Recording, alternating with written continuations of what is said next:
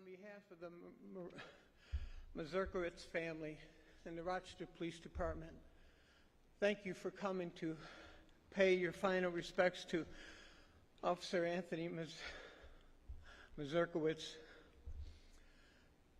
my friend.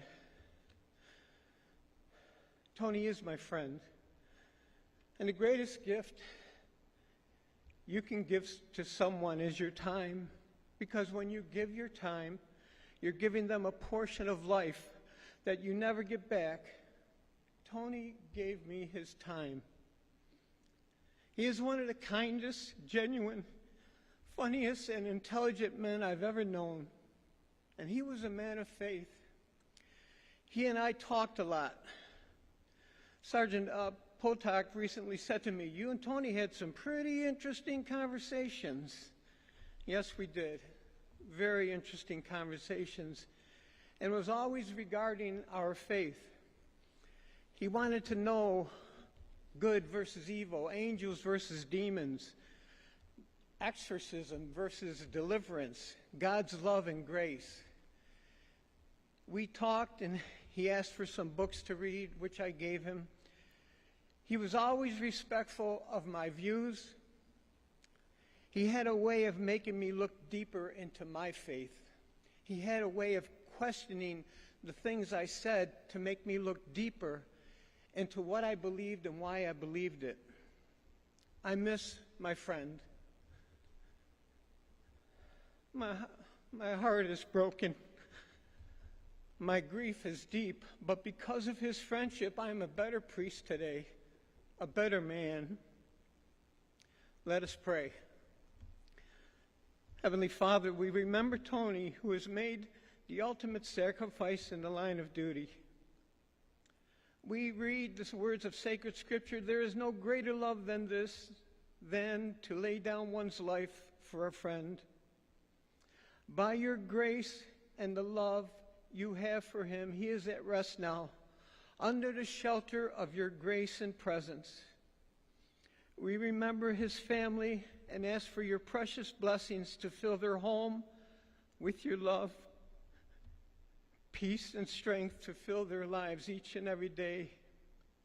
And may our officers here present and those on duty be supplied with the courage to face each day as Tony did.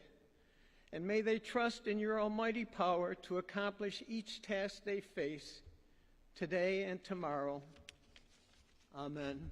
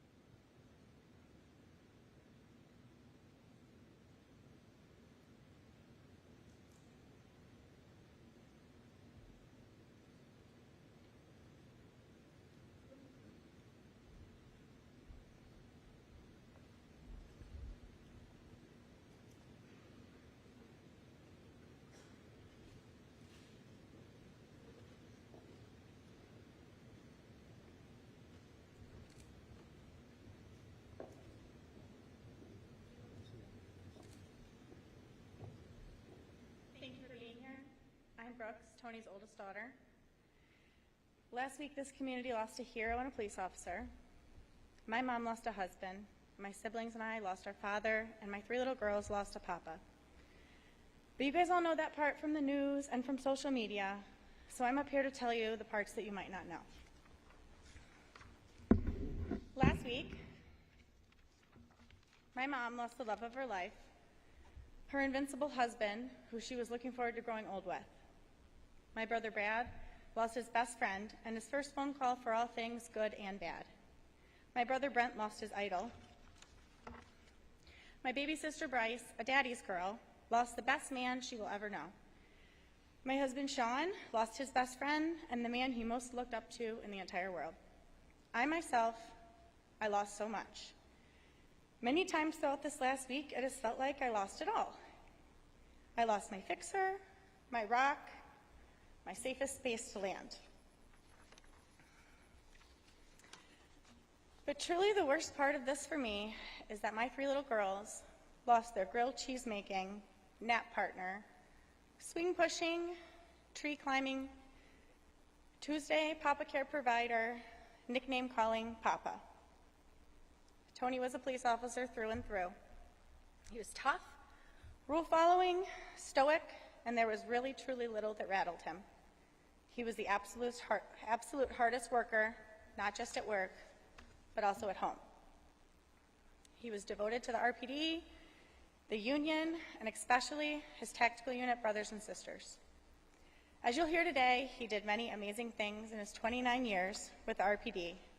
And as a family, we were very eagerly awaiting getting to watch him enjoy a well-deserved retirement. But I want to tell you all about the other side of Tony, the family man. In our eyes, there was truly nothing Tony couldn't do. He was invincible. He raised the 4 of us to become independent, educated, successful, hardworking people. Throughout our childhood, he gave us his all. Unlike many parents, he didn't have hobbies when we were young, like golfing or men's league sports. He truly devoted all his time to us and our extracurriculars. As we all grew, got our own relationships, families, and homes, we still remain that special family unit and could often be found back at our family home for dinner, a visit, a bag of cheese as we headed home to make our own family dinner because we didn't want to stop at the grocery store, truly anything. Tony was never happier than when we were all at home. He was cooking some elaborate dish with my brother Brad, and the house was full of banter and my little girl's giggles. He was not the type to be mushy or gushy with his emotions, but we never ever questioned his love for us because he showed it in all the things he did for us every single day, always, far, far into our adulthood. When my husband Sean and I brought home our first daughter Kinsley, we soon learned that while Tony was a great dad, he was an even better papa.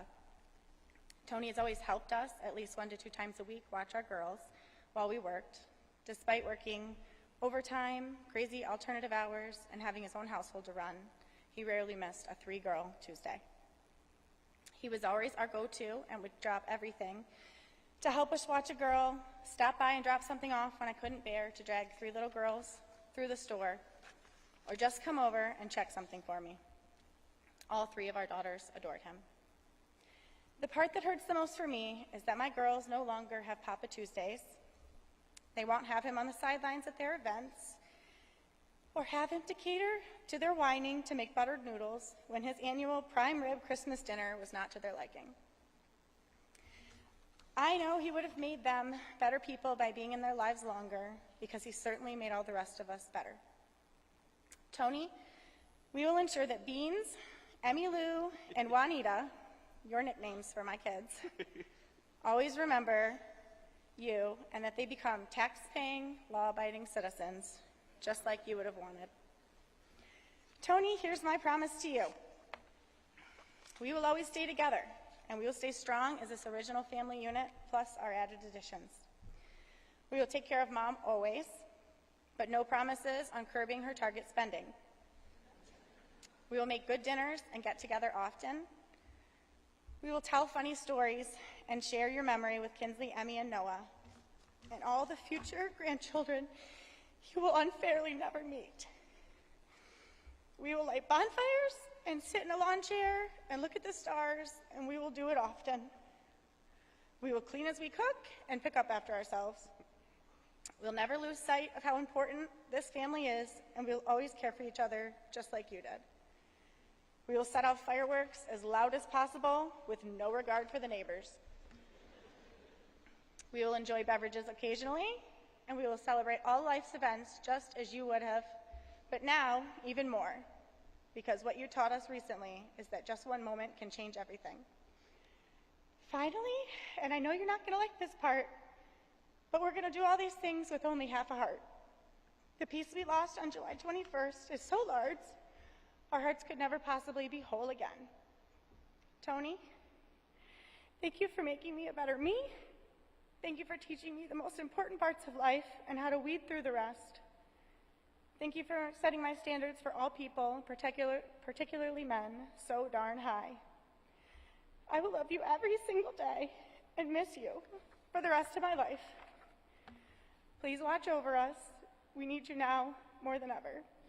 Love, your adoring and forever grateful daughter.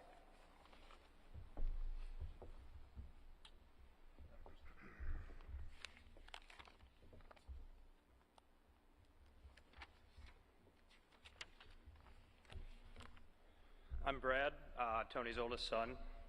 Tony came into my life in 1993 when I was around 4 years old, and during that time, that's when a kid dabbles in sports to see what they like and see what sticks.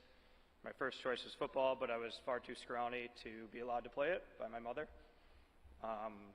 They allowed me to play hockey, so I would be covered from head to toe in pads. Tony got me my first hockey stick, one of those wooden handle sticks with the plastic blade, and he got himself a matching adult version of it. We'd be playing in the driveway all the time, and he finally, when I got a little older, put me in the goal with the cheapest goalie pads you can buy that provided no protection. And one day he promptly shot a plastic hockey puck into my crotch, hard enough to leave a pretty healthy bruise there. But I think it was an attempt to toughen me up, but as we all know, I think Tony thought it was absolutely hysterical. My form of revenge for that was to be a little difficult during high school.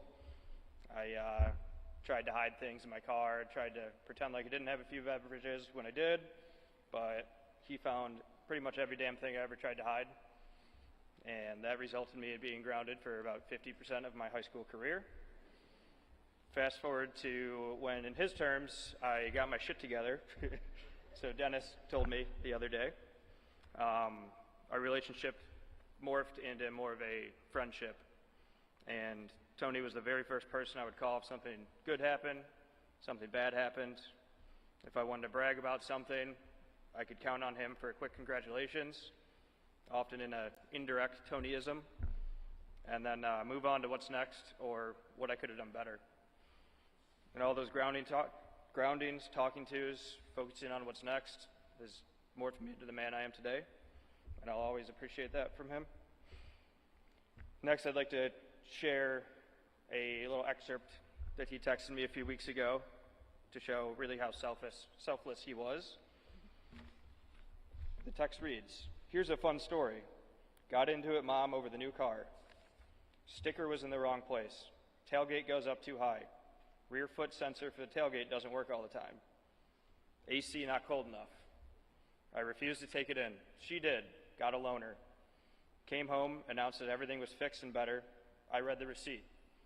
Every single item was checked by 2 techs and found to be working properly. I did not say a word. Unreal."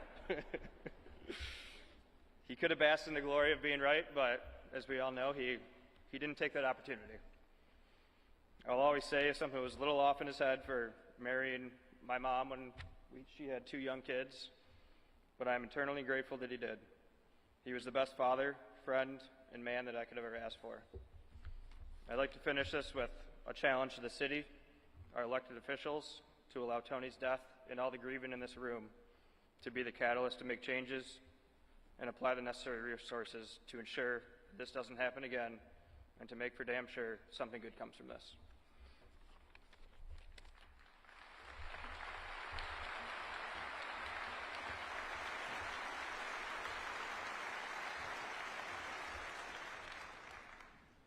Hello, my name is Brent. I'm the second son of Tony, and thank you all for being here today. There are not enough words I could find to describe how remarkable my father truly was. He always was so dedicated to his work and his family. Throughout this process, I've begun to reminisce and all the good times with my father. Whether it was our 17-hour road trips down to Memphis, or it was sitting in the backyard enjoying bonfires with the family. Going fishing in Horseshoe Lake, Arkansas was my dad's favorite vacation. Sitting at the end of D-Day's dock was the most relaxed and happy version of my dad. So I picture him in his paradise at this very moment, enjoying himself. Sitting, joking, laughing, and hanging around the bonfire was a perfect release from reality. The conversations we had ranged from what was going on in our lives to what was out there in space. The possible topics with us were endless. Some of my first memories were with my dad. I remember being with my dad at a place filled with tractors. I played on the tractors for hours, and my dad said we could come here all the time. We never went back. But I do not hold any grudge against him. I remember my dad was always excited when he had a fish on the line down in Horseshoe Lake. My father was a model of excellence to me. He represented what it was to be a great person and a great man. I'll forever have him in my heart and make sure that each day I will make him proud. We all love you, Dad, and we will see you again one day.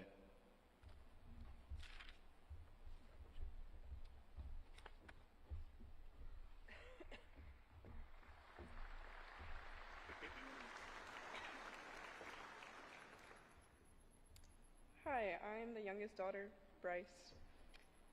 My dad took me to every softball tournament practically every weekend of every summer for nearly a decade, maybe even more. We would never let my mom join because we had our routine and that's how we liked it. The one time she finally got to join, it was our longest one yet, and it was an 11-hour drive. We barely made it out of our neighborhood, literally 30 seconds down the road, before my dad and I were threatening to turn the car back around and drop her back off at home. He would complain about the early mornings and the late nights and the excessive heat, but I think he secretly loved every second of it. If you know him, you know food was his love language, and he made one rule for when we traveled.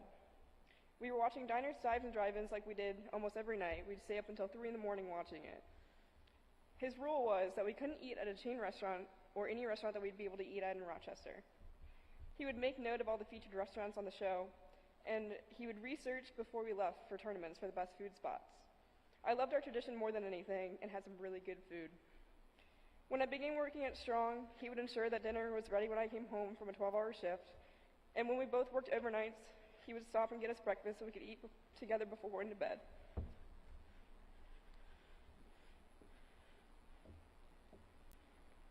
He was and still is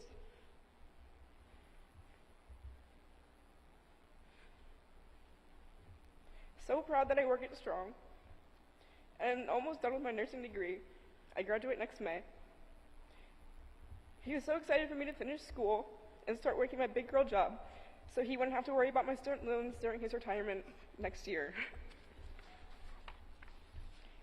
He loved when he had a house full of people and mouths to feed. We always joked that we made up our own occasions and our own celebrations so we could have family time together. Family dinner and bonfire, like clockwork, that was our thing. If he wasn't working at night, he was out by the fire having a rum and Coke, Diet Coke. Almost every night since he's been gone, we've had a fire for him, and we've all had rum and Cokes. It will never be the same, but I know that he would want us to do the things that he loved and that we loved for him.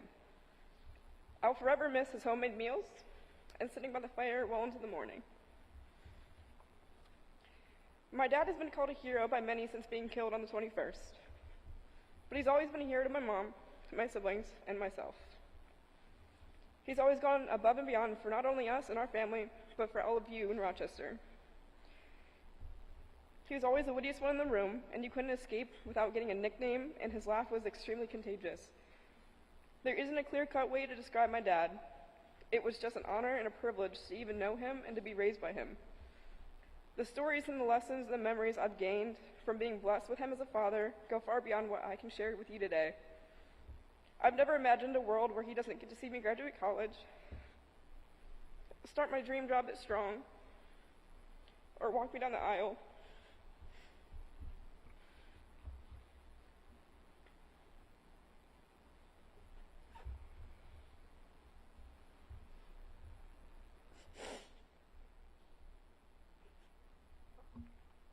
I really can't fathom that this is our reality. He deserved more time, and we all deserve more time with him. He was and forever will be the best dad, husband, and papa. Thank you all for being here.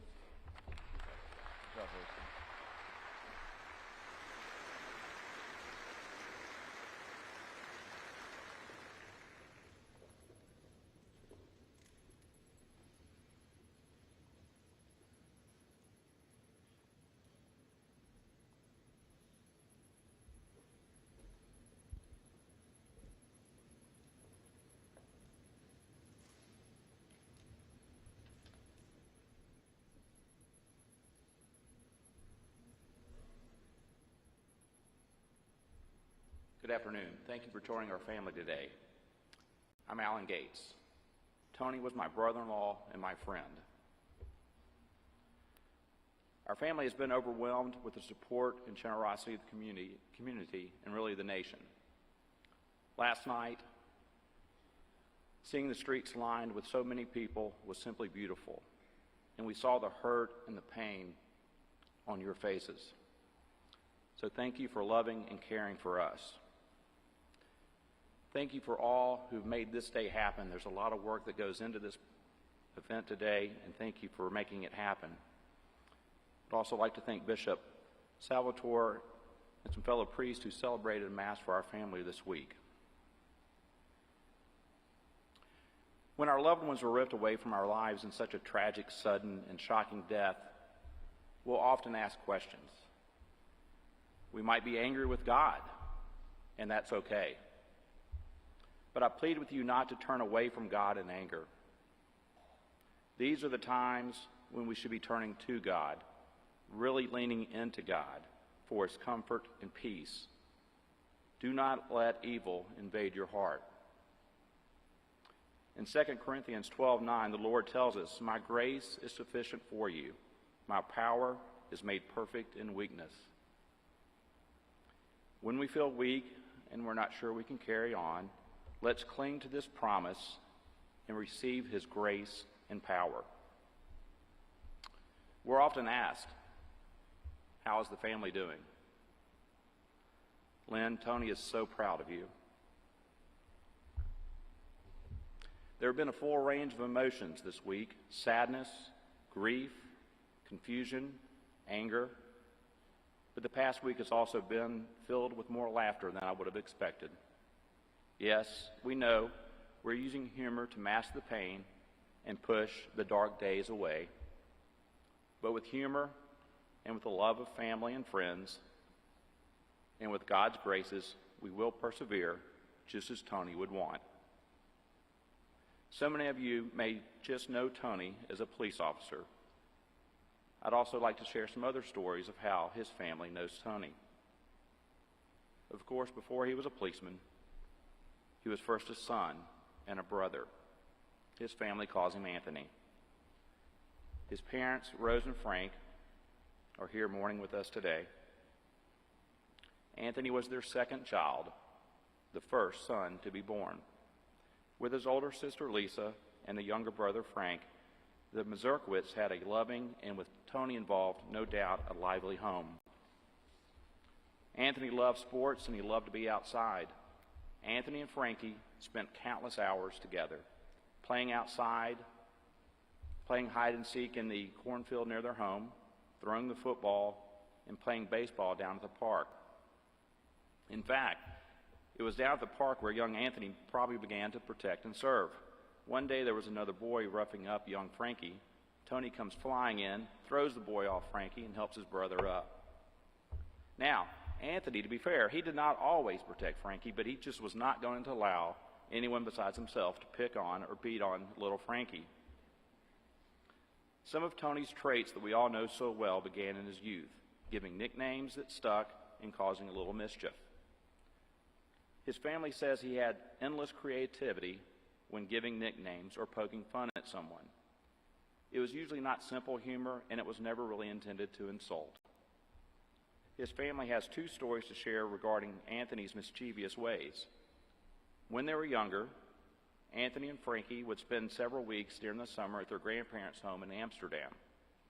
After I visited with the family this week and heard more stories, I believe these trips were really just an opportunity to give Rose and Frank a little break from the boys.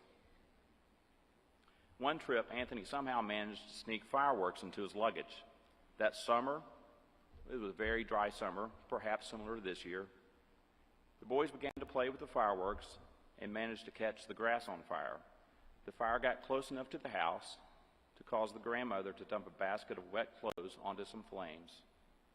Now, of course, young Anthony, he tried to act like he did not know whose fireworks they were or how they even got there. Suffice to say, the grandparents were not pleased with these actions, but this may have begun Tony's love of burning stuff and spending time around the fire pit. The second story involves an infamous family photo. Unfortunately, it was not in the slideshow this morning, but there was a large family gathering for Easter, a somewhat rare event for the Mazurkiewicz family. It had all the aunts, uncles, and the cousins all together. Young Anthony, judging from the picture, maybe around 10 years old, thought it would be a great idea to hold up two Easter eggs, as the 10-year-old Anthony would say, boobs. And you know what? It was a great idea, because it is now referred to as the picture Anthony ruined. However, it is a picture that is treasured, more talked about, and better remembered than most photographs.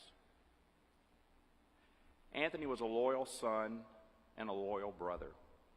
He would become a loyal friend to many, and you knew that once he was in your corner, that he would always be there, standing ready to protect and serve. Of course, Tony became a policeman. You'll hear from several others about Maz, the policeman.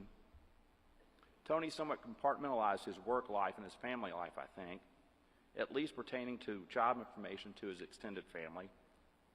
I do understand, however, that Tony would certainly share his family life with the TAC unit, especially some calls with Lynn.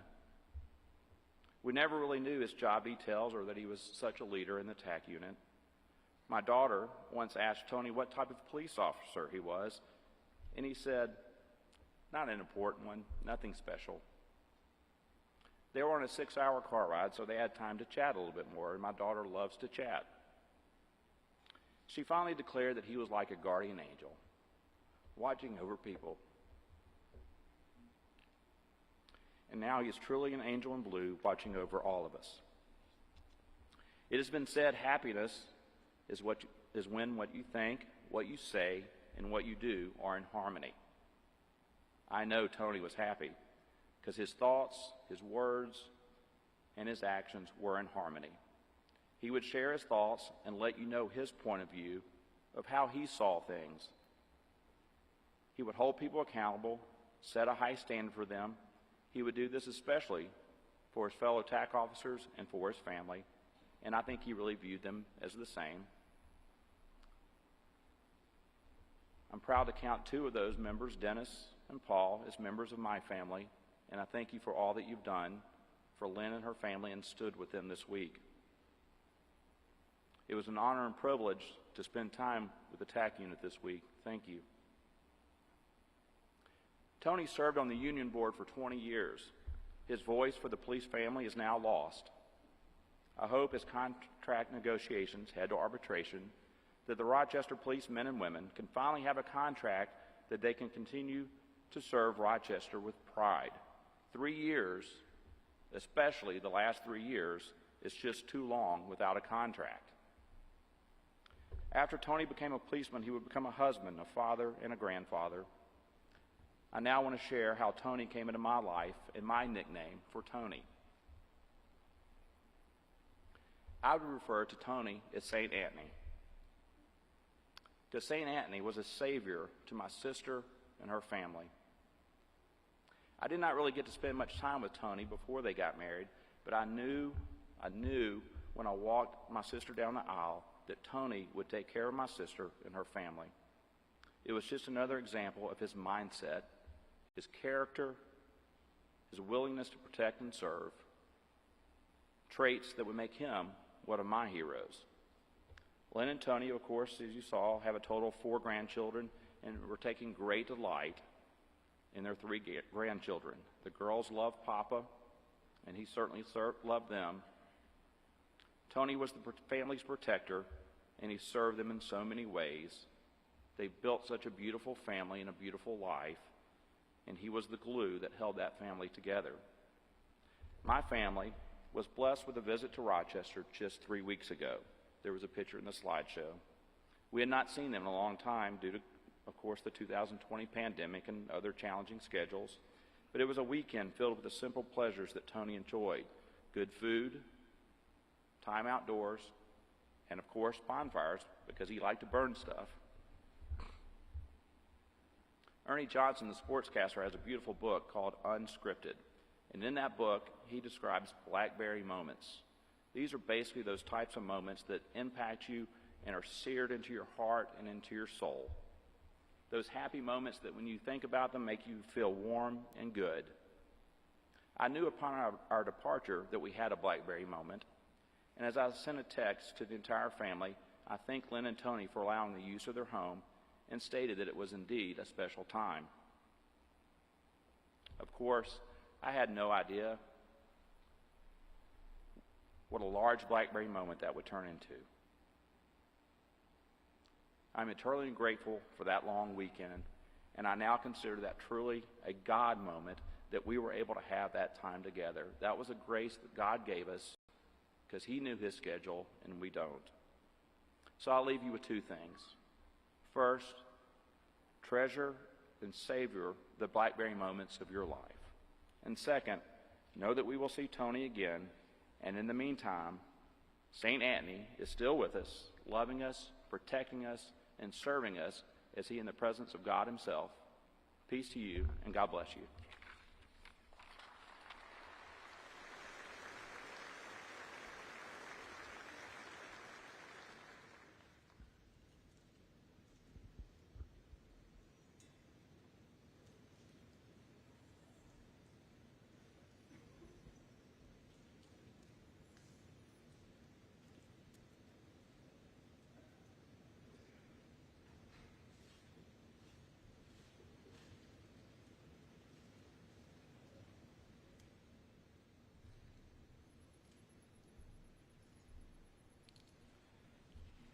Good afternoon. My name is Brian Peets, and Tony was my friend. As I sat down at home with my phone and started to take notes about what I wanted to say, I thought about the magnitude of the amount of people that were going to be here today, and I started getting a little anxiety. Then I remembered the freshman public speaking class I took 31 years ago, and I thought to myself, I really should have paid attention. But then I had a voice in the back of my head that reminded me of 2 things: good eye contact and everyone's naked. Thank you, Tony. My wife Jennifer and I first met Tony and Lynn 18 years ago during a neighborhood block party. We had just moved to Fairport and hadn't really met too many of our new neighbors. We felt an immediate comfort with both of them. For me,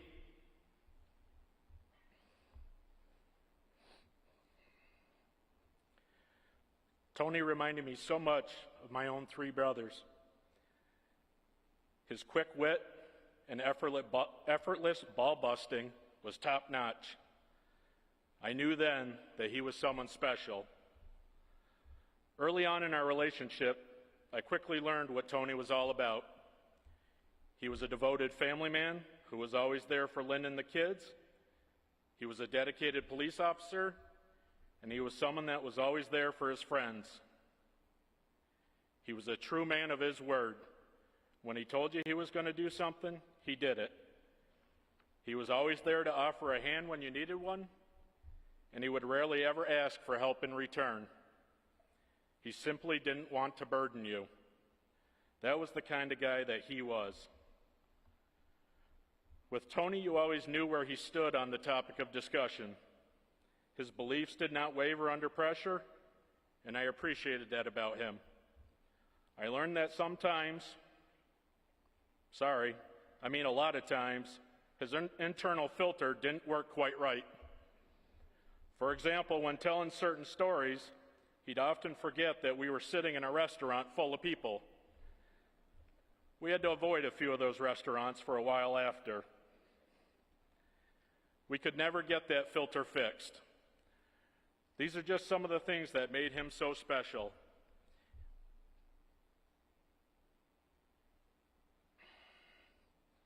And I'm so proud and honored to say that he was my best friend.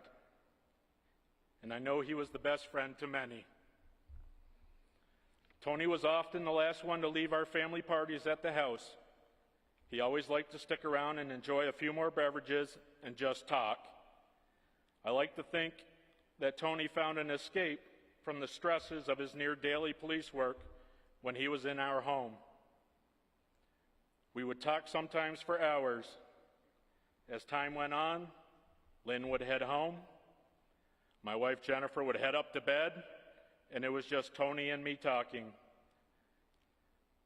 I will truly cherish those moments for the rest of my life. Over the past 18 years, our families have celebrated many important events together.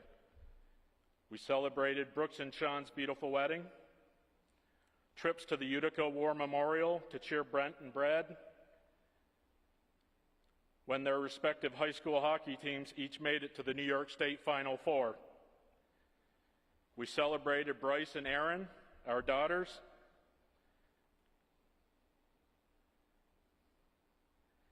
as they won every imaginable cheerleading tournament for the Fairport Packers.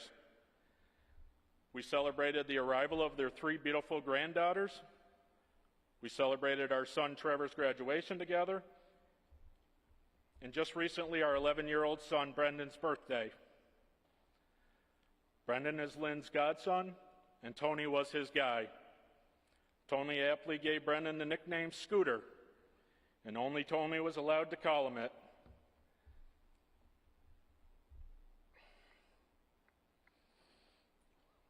Brendan misses being called Scooter so badly already. And my daughter Erin misses her second dad terribly. Brooks, Brad, Brent, and Bryce, we love each of you more than you will ever know. You are all a special part of our family and always will be. We are just a phone call away, and you know those are not empty words, but rather a promise to you. Lynn, you were a rock for Jennifer and I during the scariest and darkest time of our lives. We will never be able to repay you enough for your friendship and support. In turn, we promise to be your rock during your darkest days ahead. I promise you will not walk this journey alone. We will always be here for you, and we will always answer your call. We love you always. In closing, over this past week, I've read and heard countless accounts of the positive impact Tony has on those around him, both inside and outside of his police family. We've all heard and read about it, but I think it's important for Tony's family to see it firsthand here today. So I want to take a quick moment, if you'll oblige, and ask any members of the RPD, active or retired, that have been directly impacted by Tony in a positive way over the past 29 years to please stand for me.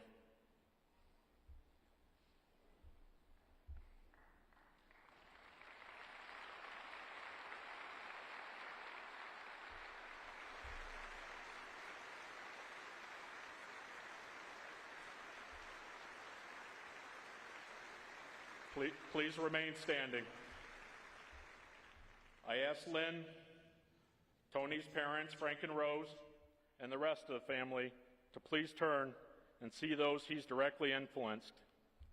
His positive impact and spirit will carry on in each and every one of his brothers and sisters standing here today.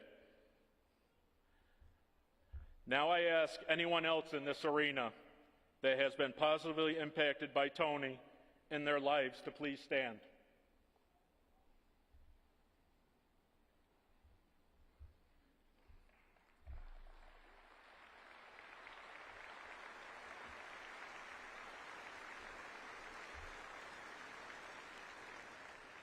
I assure all of you that Tony had no idea the magnitude of lives he has touched, including the many who couldn't be with us today but are here in spirit. What a beautiful tribute to a wonderful man. Thank you.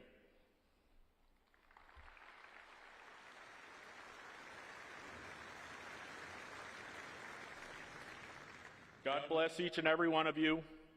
Tony, rest in peace, my friend. I will miss you dearly. Now put your clothes back on.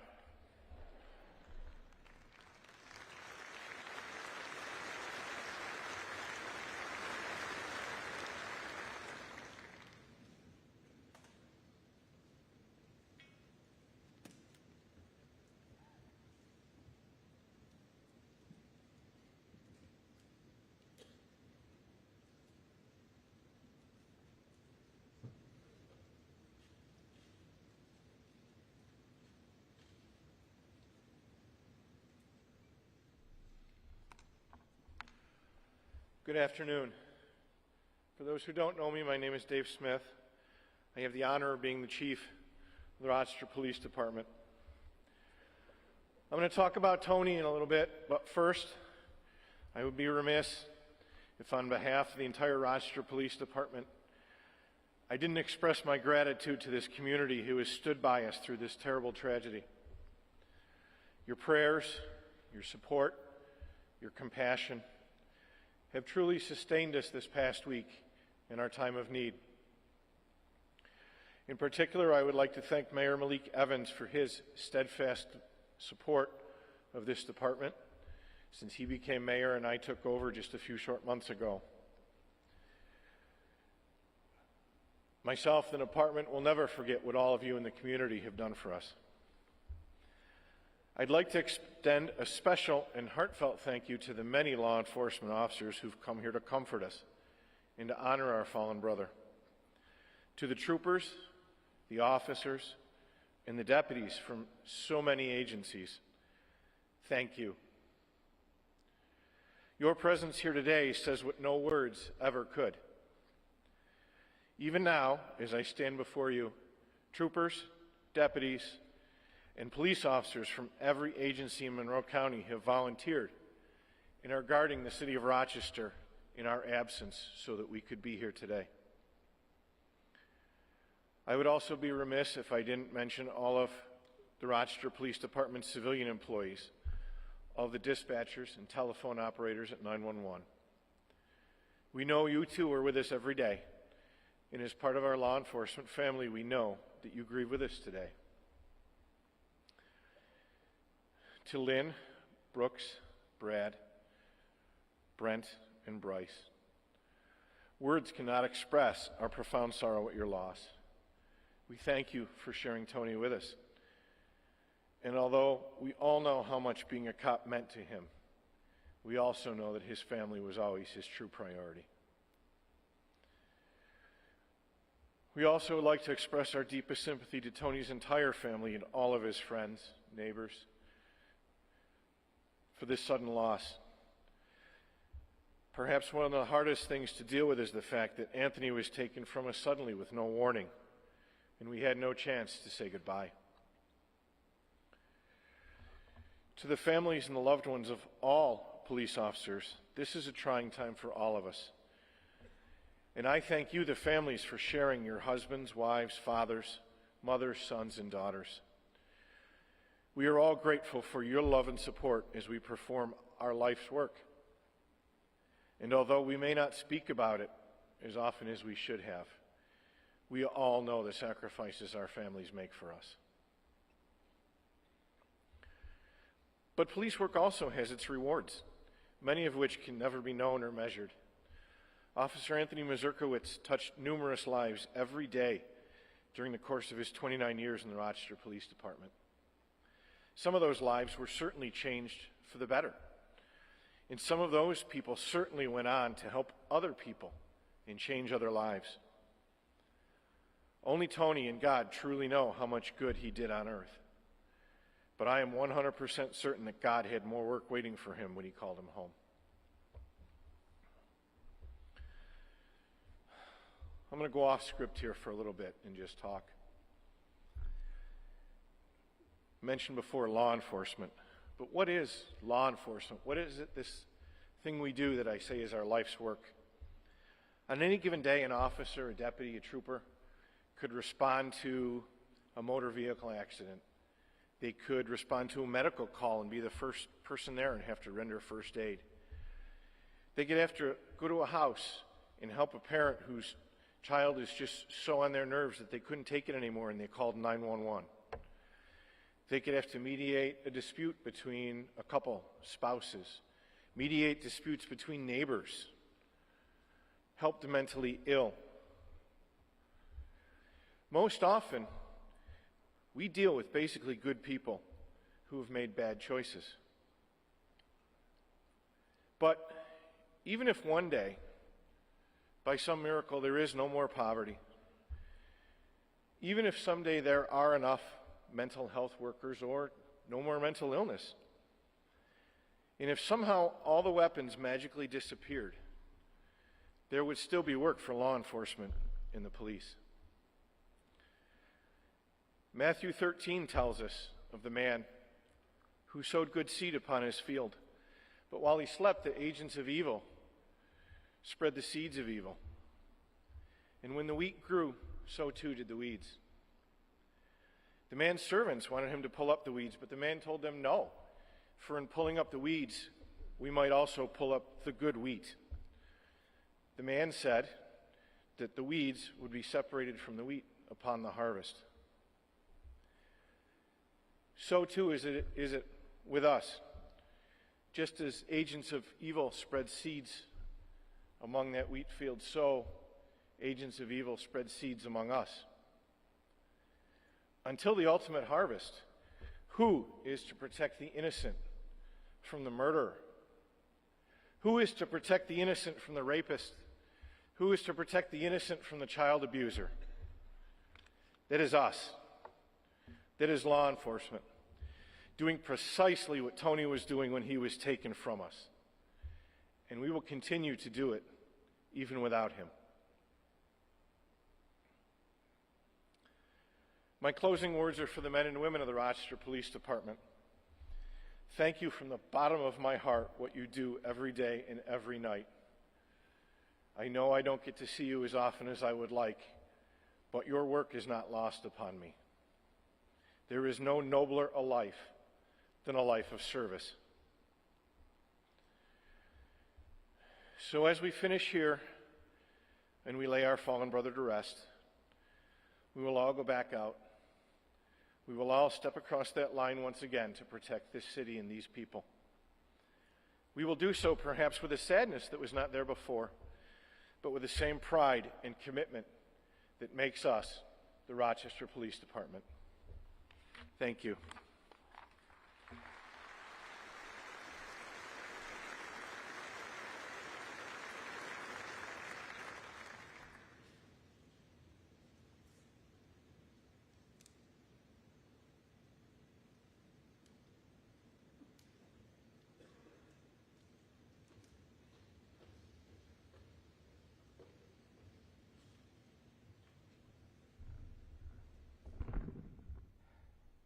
Good afternoon. I'm Mike Mazzio. I'm with the Rochester Police Locust Club. And I worked for Tony. He told me that about 10 dozen times. There's not been enough time since we last gathered here in this arena with a sea of blue all around us to honor one of our own. But here we stand today. Once again, here to honor a true hero. A hero that would never admit that he was one. If you were to yell, "Hey, hero," into a crowd, he would be the last to turn around, even though he had every reason to be the first.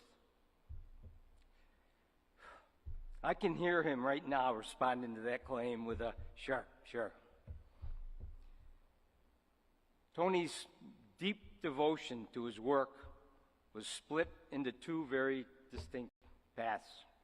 One path was as a union representative, a position in which he solidly served for over 20 years. As a member of our board, he was an active participant, a member who never shied away from any task or work that needed to be done. He spoke up when he had something to say and needed to be heard. Tony at times was brutally honest in his words. Tony's honesty was one of his best qualities, because what you heard, what you got, was what Tony was. You cannot question that. For Tony, you served on the board to take action, to get things done, and your responsibility on that board was to work. In fact, his mantra for being a rep was to work, take action, and most importantly, not to be just a sandwich thief. He was tireless. He worked so hard behind the scenes. It didn't matter where, in the kitchen, outside, anywhere. If you asked who was on our House committee, you'd have to say his name first. But actually, he was not even a member of that committee. But he put more time in than anyone on that committee. He was a longtime member of our scholarship committee, a task that required a lot of work and tough, difficult decisions. However, it wasn't difficult for him. He chose by one simple rule: those who had proved themselves worthy through their accomplishments. But I'll remember Tony most for his last work, a work that's still in progress as a member of our current contract team.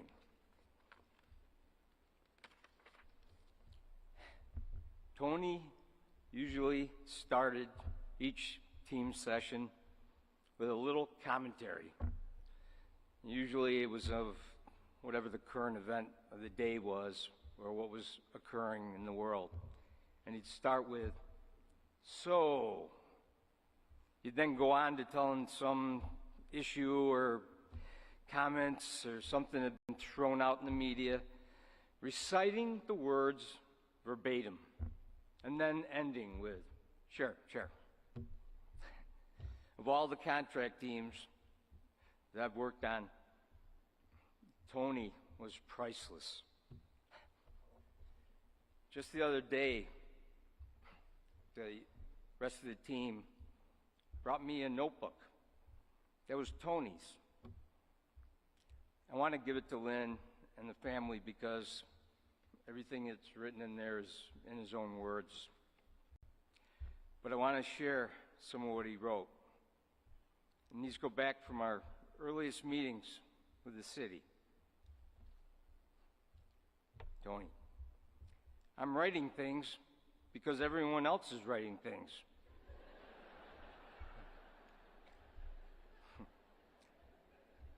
I have no idea how we got on this topic. Ted is writing stuff. So's Matt. Dan isn't writing, but did say a few lawyer things. Paul's playing on his phone. I'm taking lots of notes. Mike is telling some jokes, and now we're off topic again. She proves she can read. Comprehension is an issue. More bad jokes. Hey, lunch is here. And I'm helping Paul with lunch.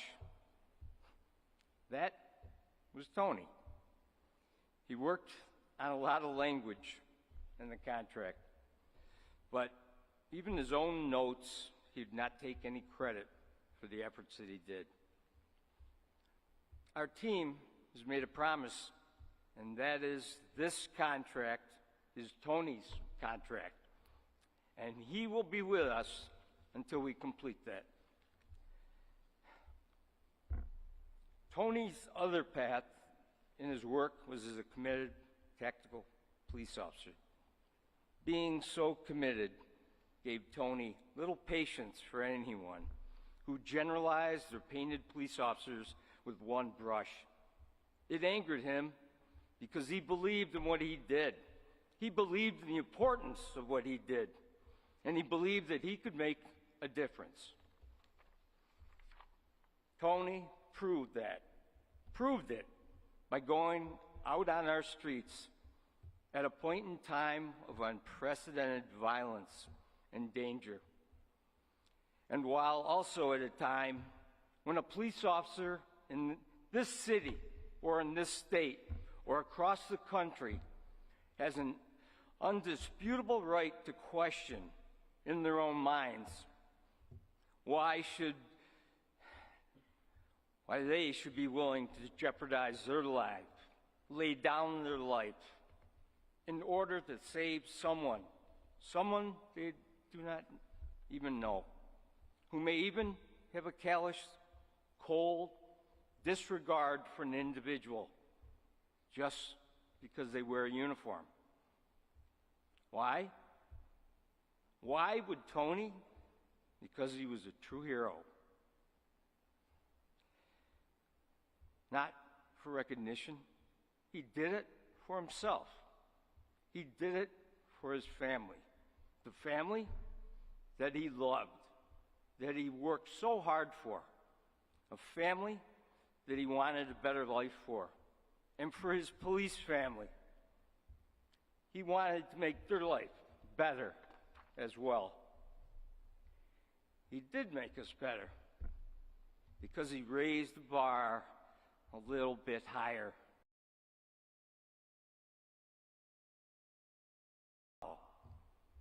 He challenged all of us to do better by bearing witness to how he served, how hard he worked, how he felt about his job, how he felt so strongly about those that unfairly attacked the job that he loved so much and he believed in so strongly. He had strong feelings, and sometimes Tony had even stronger words. Words that were not just directed at critics of the police, but also at times against his own, because Tony knew and was not afraid to say that the only way to silence the critics is to be the best that you can be. And for those that were not willing to try, he had very little tolerance for them. And for those who tried, he'd give them everything he had, including his life.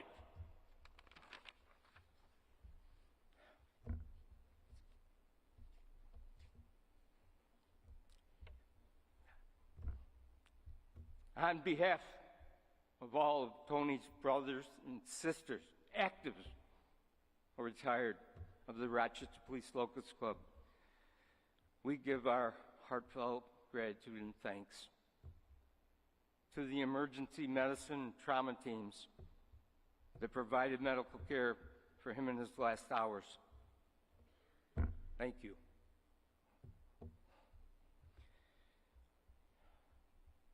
We thank all our brothers and sisters in law enforcement and the first responders who have come here today, or have sent strong, caring words of support to honor Tony, support his family, and his police family as well. Tony would not ask for our support, but we know how appreciative in his heart he would be for his mom and dad, for Lynn, all of his beautiful children, and grandchildren he loves so dearly. God bless you, brother. We will miss you, but never, never forget you.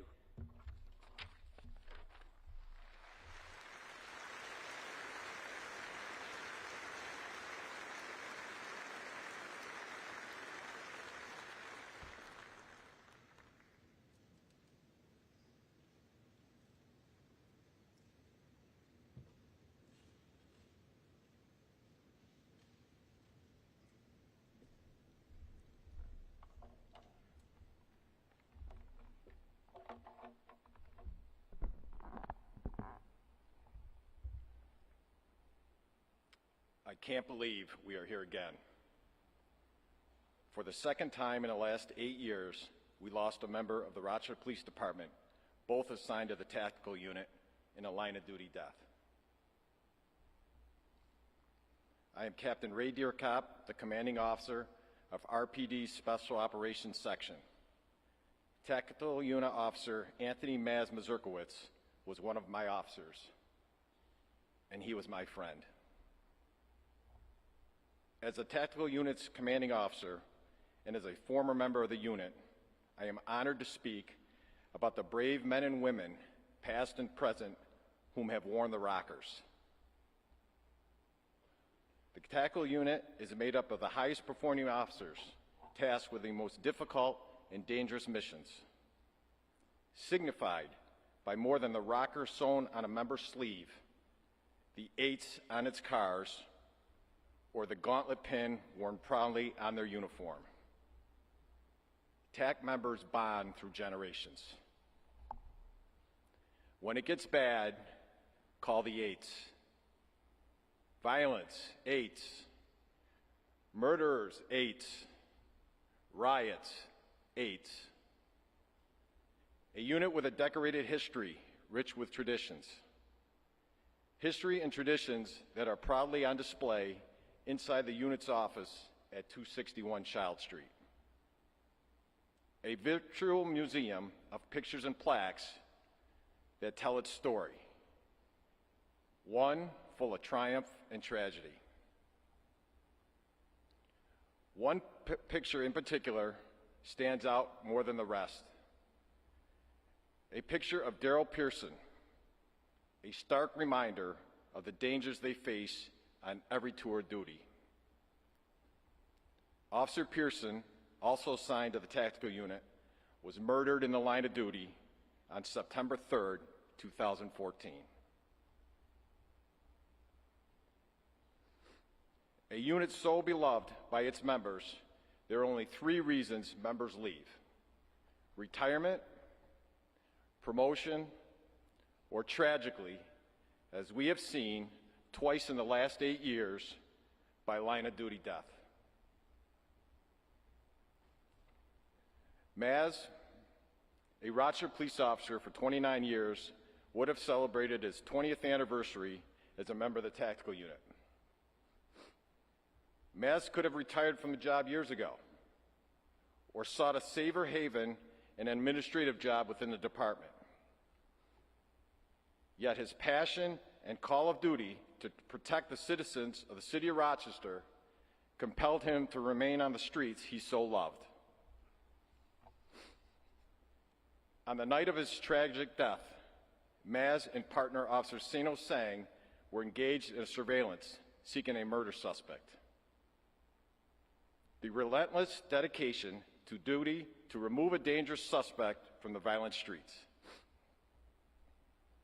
As we are all aware, the streets of the city of Rochester have seen an unprecedented historic rise in senseless violence, shootings, and murders over the past several years. Tactical unit members are disciplined and brave professionals. Maz was just that. They make up the Rochester Police Department's honor guard, the very officers who are leading today's service for our fallen brother. Self-motivated, skilled street cops with a mission-first mentality. A team where it is always duty first before self. And there is no better example than in the tragic night of Thursday, July 21st, 2022. Every officer's nightmare, a radio broadcast, shots fired, 2 officers down. Officers Mazurkiewicz and Sino Sang were ambushed in a cowardly manner. The murder suspect, while hiding in the bushes, fired at the officers in an unprovoked attack. Officer Sang, while being shot 3 times, pulled Officer Mazurkiewicz out of the active line of fire. Courageously, Officer Sang then returned fire. Officer Sang, your heroic actions likely prevented further injuries to officers and citizens who were at the scene. You, sir, are a hero.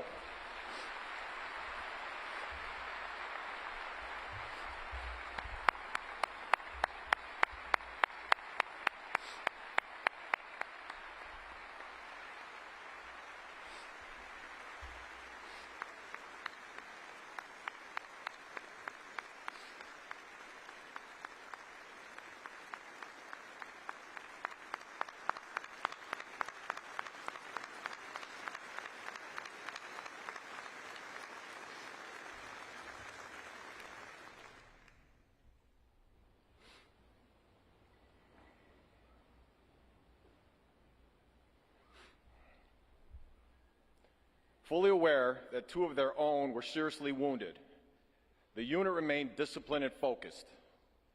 Tactical officers Mike DePaula, Tom Kirk, Dan Rizzo, Dominic Borelli, Tom Van Acker, and Rich Rodriguez loaded their wounded brothers in cars and sped to the hospital. Simultaneously, a team led by tactical officers Eric McGraw, Kyle Eisenhower, Alex Bermudez, and Herb McClellan apprehended the suspect, who was located hiding in the attic of a vacant house several blocks away. The suspect was still in possession of the murder weapon.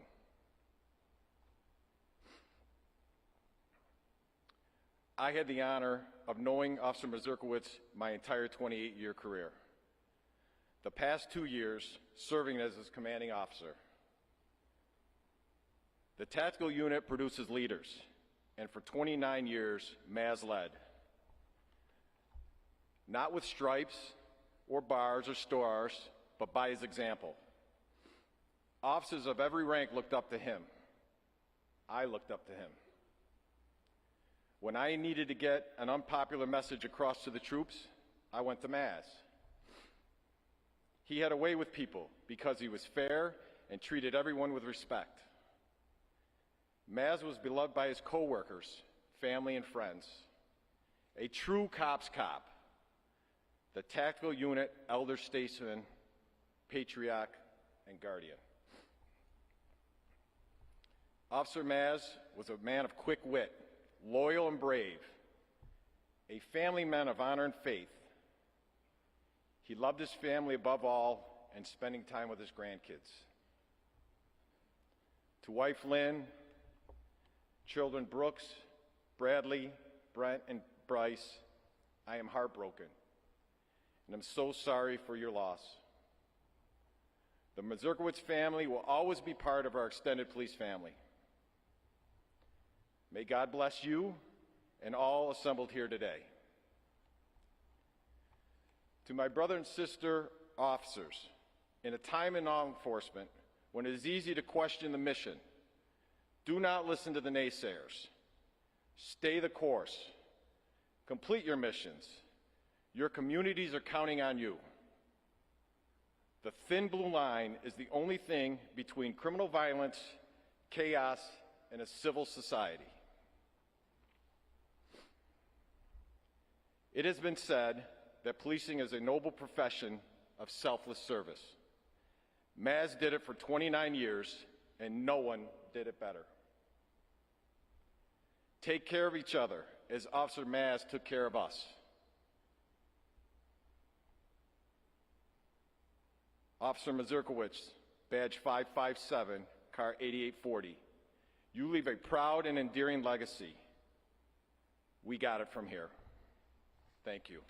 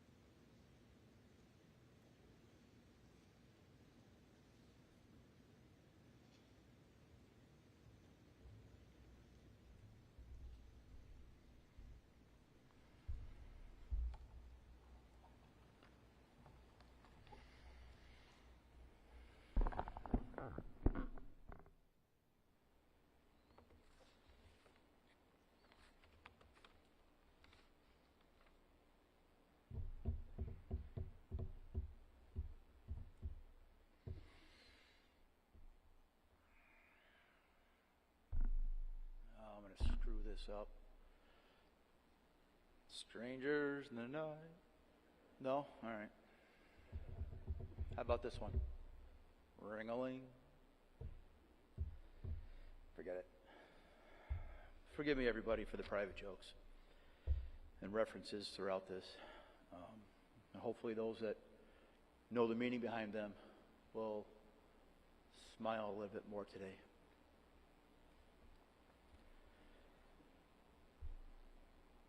Tony bought Cottonelle toilet paper because he loved his wife so much.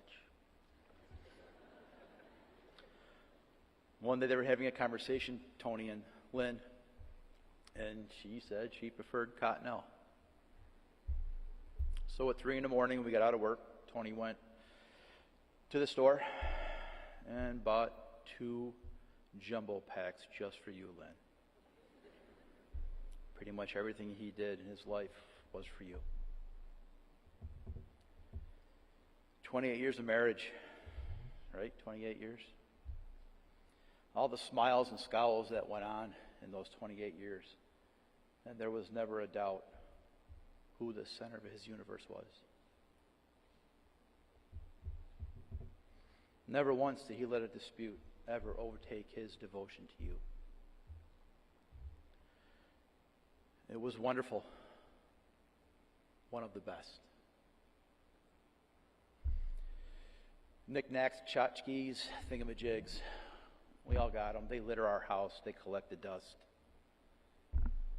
Tony called them foamy fingers and cowboy hats. On trips, he told the kids, no foamy fingers and cowboy hats. And then immediately after, they would put things on the counter, completely contrary to what Tony wanted. And he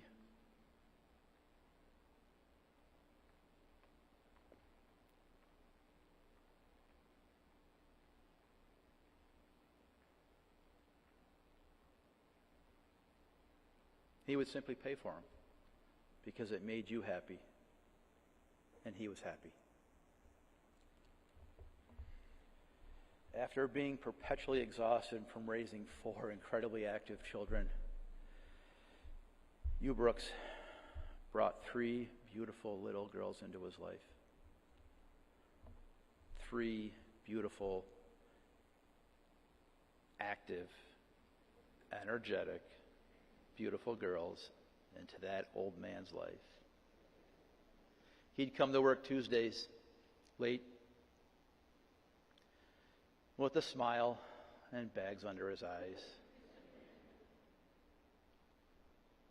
That's just the way it was. And he was happy. It was wonderful.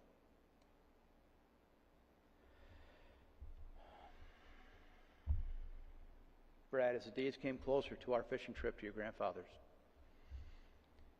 he would talk about what he would do with all the fish you caught.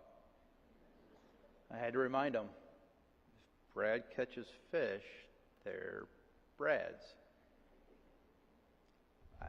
You can't tell him anything. And then one day, well, more than one day, but he talked about all the experiments in the kitchen and all the fabulous dishes he came up with. And he let it slip one time and told me it was when you would experiment at the restaurant. And that was it. I had him. I knew where it came from. So every time he told me about an incredible recipe, you always got the credit, except for the pepperoni chicken. That was wonderful. You, my friend, never let him down. Never once.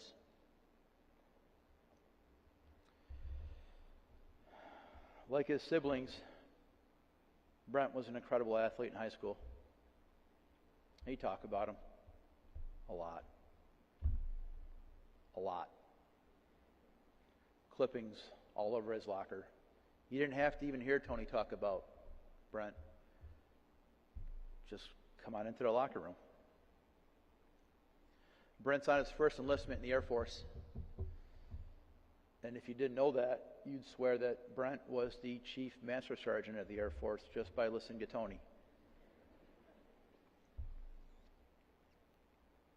He'd tell you all about Brent, which took a very, very long time. And for 8 hours a night, he'd divvy it up between all the kids. 8 hours a night, 5 nights a week. And I loved it, every second of it.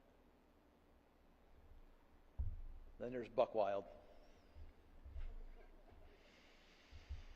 Who knows how many baseball games you played Bryce? But I'll tell you right now, he could tell anybody how well you played and what you did in every move you made in every game for all of those years. And I challenge anybody who knows Bryce or those that will meet Bryce to tell me that she is not 99% Tony. Right, Lynn? He tells stories about you going off to college all the time, to the point that I thought I was moving you into college and the apartment. I could tell the stories. It's what happened every night. And after your white coat ceremony, he repeated it to everybody again, every single night. It was wonderful. He had pictures of all of you in his locker.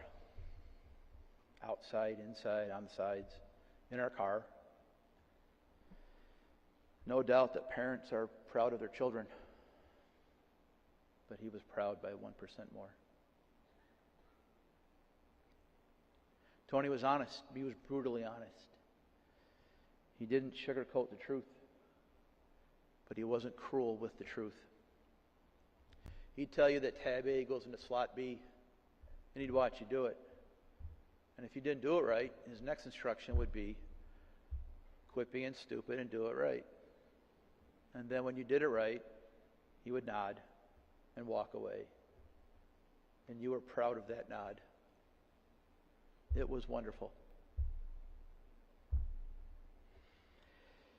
Maz may have seemed as soft as 20 grit sandpaper, and Maz may have seemed gruff. True. And Maz may have seemed like somebody you did want to walk up to and meet. But Tony was always friendly. He was always ready to help anyone with anything. He was always concerned for everybody in his life. He was always the first one to look out for everybody's safety. Tony always put his family first, and he always put himself last. It was wonderful. Tony cherished his position at the Locust Club, always advocating for its members, making sure that we were protected. And during one of our social events, Tony was showing around his Aunt Martha around the building. I was in the kitchen cleaning up. He came into the kitchen with Aunt Martha. And, oh man, he got me again. He came in and said, and that right there is our dishwasher. And I looked around, and I thought, what? That we don't have a dishwasher? And I felt like a squirrel that didn't see the dog sneaking up on it. He leaned back with that ridiculous smile, rubbed his belly and said, it's pretty old, not much to look at. It barely works at all, but he gets the job done. One of our bosses, in a very heartfelt way, called Tony an emotional terrorist. And it made you smile. It was wonderful. Tony loved talking about family, immediate family, extended family. Loved talking about the folks up in Amsterdam. So one night he mentioned a name that was familiar to me through my mother. And we struggled, and we came up with some blurry branches to our family tree. We laughed. He immediately put our van into a U-turn. We were working plain clothes. We didn't say another word. We instinctually knew what had to be done. Got back to our office, we trotted up the stairs, and as we got to the top of the stairs and down the hallway, we belted out a whole series of, "Hey Randy, Randy, hey Randy," calling out to one of our bosses, Sergeant Randy Potuck. That's what we did. We got in the office, and the look on Randy's face went from annoyance and disgust immediately to primal fear when we told him that we just might be cousins. It was wonderful. One of the best. One of his crowning moments, Tony's, was when Sergeant Carl Berg, another one of our bosses, let loose of profanities at Tony to get out of his office, get out of here, things like that. Except Tony was still in the hallway, about 5 yards from the office. He was so proud that the shift hadn't even started yet, and he was already under Carl's skin. Tony beamed about it for months. In fact, he loved it when I told the story about it. He would just sit there and smile. It was wonderful.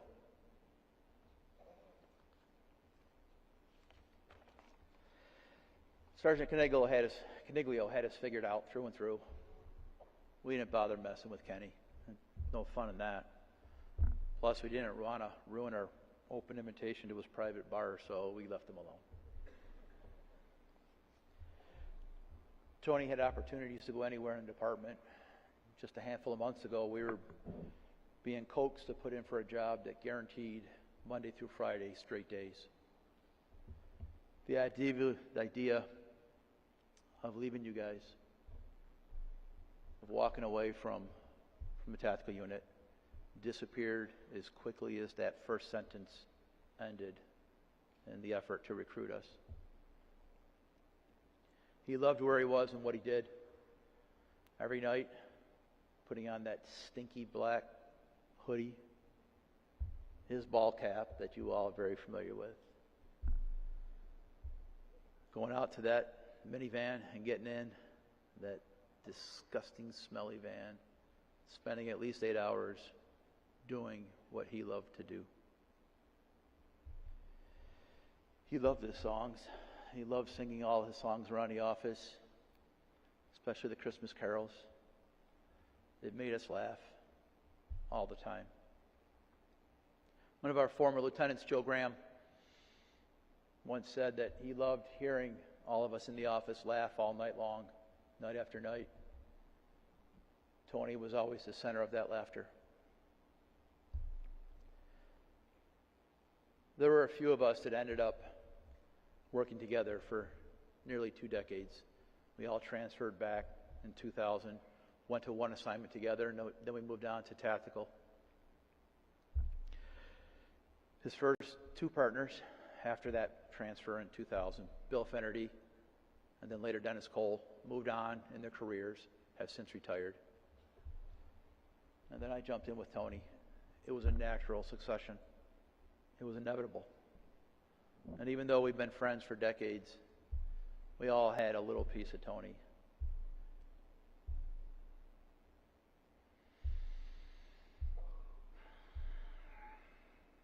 Tony and I have been talking about retiring now in a couple years. We figured 30 years out there every night, and that was enough.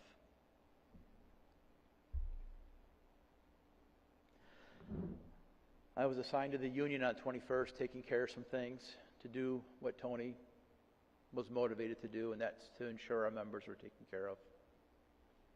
I didn't have to go in on the 21st, on that Thursday. But that night before, on that Wednesday, Tony and I talked about it. Like so many other times, when this particular meeting would come up, I'd go into the union, sit through the meeting, do what had to be done, go home, and then come back into work that night. So we talked about it on Wednesday. And he said, don't bother. At that time on Wednesday, there was nothing special planned for Thursday. He was going to take a half a night anyway. So on Thursday, sitting on the couch, and I decided, if he's not going to spend very much time at work, I'm not going to bother driving in. Gas is expensive, you know. So, it's happened before. Sino, who works in Genesee section, he was alone that night. So he came over to hang out with us, and he jumped in my seat. I'm so sorry, Sino. I'm sorry you have to carry this for the rest of your life. Nothing can change what you feel, but I hope you'll take a little solace in knowing that Tony liked you so very much. He thought the world of you. He respected you, and he trusted you. Never question yourself about what happened that night. You, my friend, did everything right.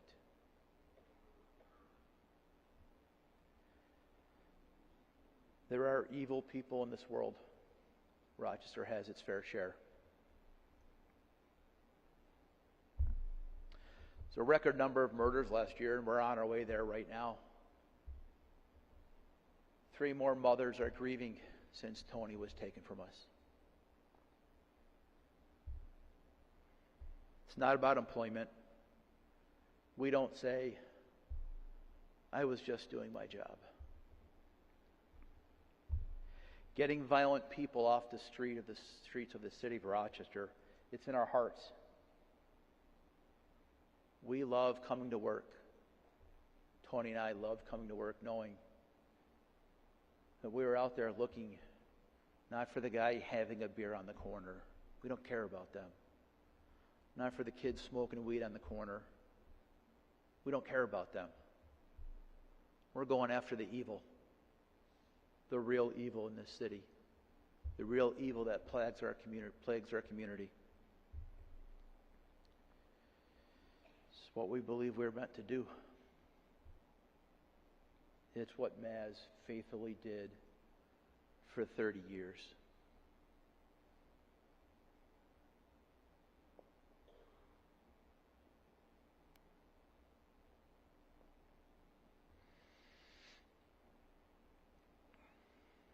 So, drawing from conversations Tony and I had for many, many nights, to the social media tough guys, to all the anti-police activists, and to the self-righteous politicians, we are never going to stop doing what we do. You can say and do whatever you want. We are the balance to that evil. And we will continue to be. For the people that don't believe in what we do, you are irrelevant to the people.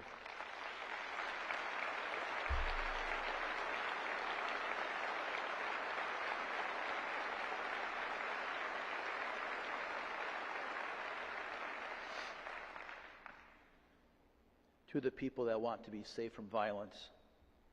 We talk to victims every day. Tony, me, everybody. We talk to them.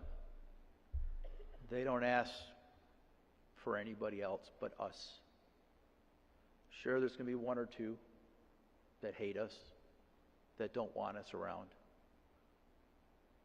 But I challenge anybody to go down Jefferson Avenue or Hudson Avenue and find the family that won't come out of their house, that keep their kids inside. Ask them who they want around. We know what the truth is.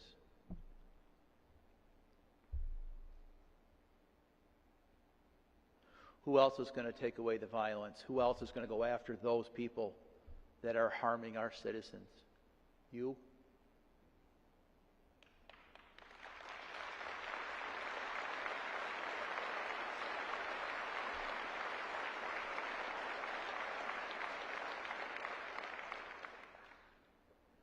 We don't care what anybody thinks about us. Tony sure didn't.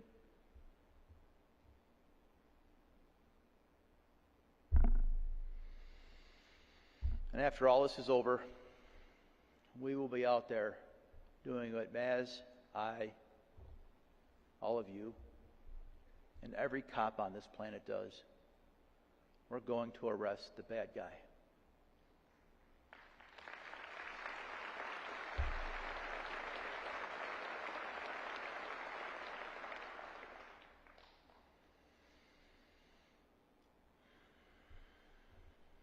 Only the end of the world is the end of the world, and the sun will rise tomorrow. I will continue to wake up and take my first conscious breath of that day, and I will still say thank you. And then I will face my personal challenge, the challenge that Tony and I talked about, and it actually was the root of everything we did at home and at work. And I offer that challenge to everybody here, to everybody watching, to everybody that you can tell it to. Try. Every day, try to smile a little bit more today than you did yesterday. 261.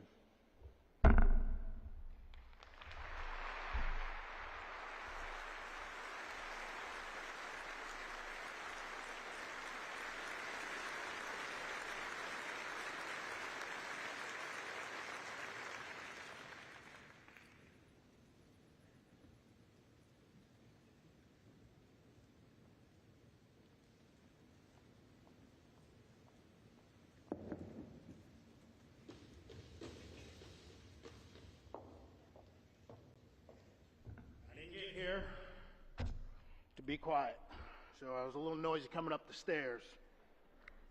My name's Dennis Cole. I'm a retired Rochester police officer, most importantly, retired tactical officer. And that's why I'm here. You've heard Captain Deer Cop, and this is a little bit off script because I got something already prepared. But you heard Captain Deer Cop. And you heard my friend, Paul Romano. Well, there's a reason why we're all going to sound the same. That's because we were built, we were created, and we were perfected by the tactical unit. So they're all going to sound kind of the same. But I guess that's because we really need to hear it multiple times. But before I can actually get going with what I have to talk about today, I'm going to officially unretire for about 10, maybe 15 minutes.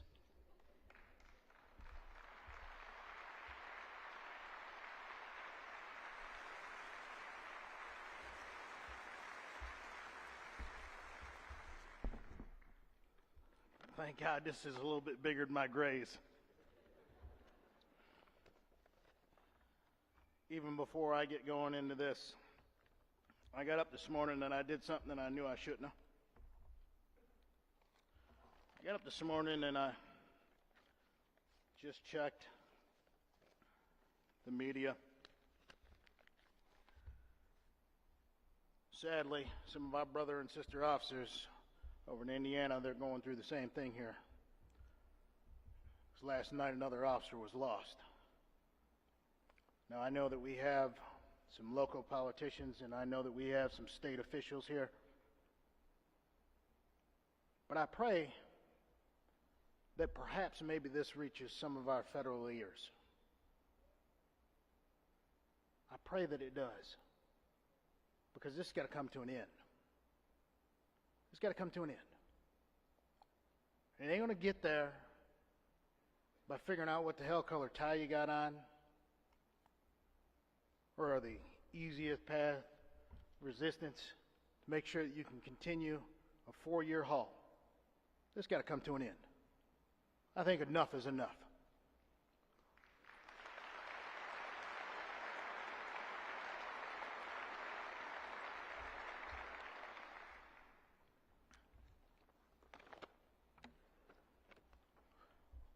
Lynn, Brooks, Brad, Brent, Bryce. Frank Sr., Rose, Lisa, Frankie Jr., words can't take away this pain. But just know that we've always been right there with you, and we will always be with you as we go forward. I'd like to say a few thank yous. I'd like to thank ECD. For all of you who've known me over these years, my relationship with them was not always perfect. Got to be honest, got to be true to who we are. But I thank you all because you did a great job that night. I want to thank strong medical staff. You guys are awesome in more ways than I'm going to describe here today. And I want to thank everybody else that played a role during this difficult situation. I pray for the speedy recovery of Miss Tamaya Walker. I pray for her family. I pray for that community over there. Just know you're a little bit safer now. You can go back outside and you can play again. The tactical unit, we're on our job. We got it. It's okay. I have a list of law enforcement officers. See, these things here I got to read because I already know that I've forgotten at least 3 people on this list. But it's not it's not intentional. But I have a list of law enforcement officers that I want to recognize. But later on, for the sake of saving a little bit of time, I will just refer to them as the list. I already apologize for missing some of you. And I'll apologize for maybe mispronouncing your name or not identifying you by your proper rank. But Officers McGraw, Merklinger, Shelnut, Saras, Eisenhower, Bermudez, Loriano, McClellan, Kirk, Van Auker, Borelli, Rizzo, Mikey D, you're always Mikey D, Sino Singh, and Officer Rodriguez. Also want to recognize Deputies Deal and Zawatsky, Investigators Benjamin and Correa, Sergeant Slowick and Backus, Lieutenant Perone, as well as Captain Umbrino. Now, I'm sure that there's more of you, but right now, you guys are my list. When I began to prepare this, something really hit me hard. Why are we here? Why are we here? Now, on the surface, that's a pretty simple question to answer. But that's not how we did things. That's not our way. We dug deeper. We looked at it closer. We dissected it. And hopefully, by the time I get to the end of this thing, you're going to be able to see this perhaps maybe the same way that I saw it. But before I get to that, here's the comical part. I got to address an issue that popped up. So bear with me for a second. Through Twitter, TV, radio, and social media, it's come to my attention that some folks got a question as to what the tactical unit really does. I think that Captain Deertop really hit it flush. Officer Romano got right back up here and he stomped on that wood too. Well, the nail is way buried in there, but make no mistake, I just unretired myself. So I'm about to get a couple of kicks in there too.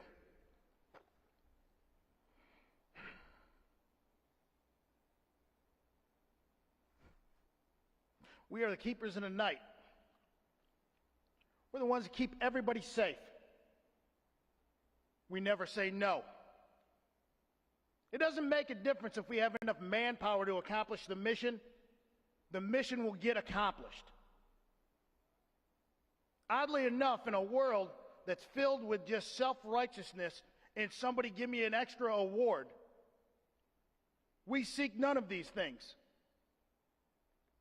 We only hunt the appreciation of our peers and knowing that we did our job and we did our job right. That's it. Nothing extra. That's all. But that's a good question, though. To all of my little email warriors, that's a real good question. Because we were here 8 years ago doing the exact same thing. Tell you what, you're really good on the computer. Why don't you fill us in as to how many arrests we made in that 8-year period? You're really good with statistics and data. How many lives did we save during that time? My friend right there, my brother, we helped to facilitate all of that. I'm not going to waste a lot more time on my little email warriors. I just know that the city of Rochester is a hell of a lot safer when we're out there and we're doing our jobs.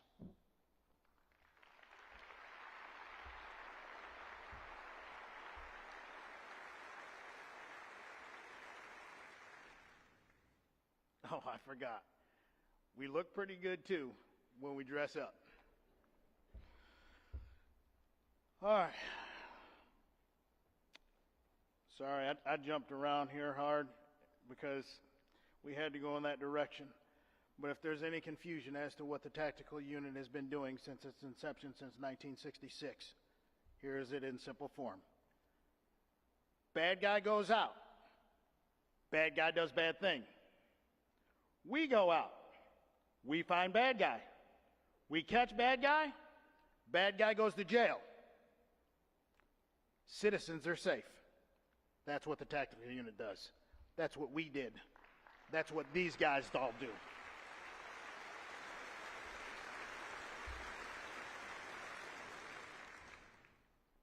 So a little bit ago I said, why are we here? Right here doing this. Why are we here? Well, it's really simple. We're here because on July 21st, Maz did his job. Maz did his job. That is why we're here. And so some of this stuff here, I'm going to make sure that I'm covering all of this because this is the really important part. Because I don't think that everybody really understands how that question has been dissected, at least as far as I see it. But Maz did his job on July 21st. And to be totally honest with you, he's been doing his job since April 12th of 1993. And he's been doing it damn well, I might add. We live by this motto, this code. We're not cops. We're not police officers. We're professionals. We lived at a higher standard in every aspect of our lives. To be honest with you, Maz is probably the most professional cop that we have had here in Rochester, New York in quite some time. And I'm not even going to begin to think of what tomorrow looks like for Rochester because it's not fair to the men and the women of the Rochester Police Department to think that you can pick up and carry on what he was doing. It's not fair at all. My friend, no, my brother. He never said no to any detail or assignment. Captain Deercott made that clear a little while ago. No matter the task, no matter what type of person that we were dealing with, no matter the situation, Tony was always a professional. It didn't make a difference if you were Republican or Democrat. It didn't make a difference if you were black or if you were white or if you were Hispanic or if you were Asian. It certainly didn't make a difference he had attained in life. Tony handled everything professionally. nothing was ever personal. Nothing was ever personal. I want to make sure that it's clear. Everything was always professional.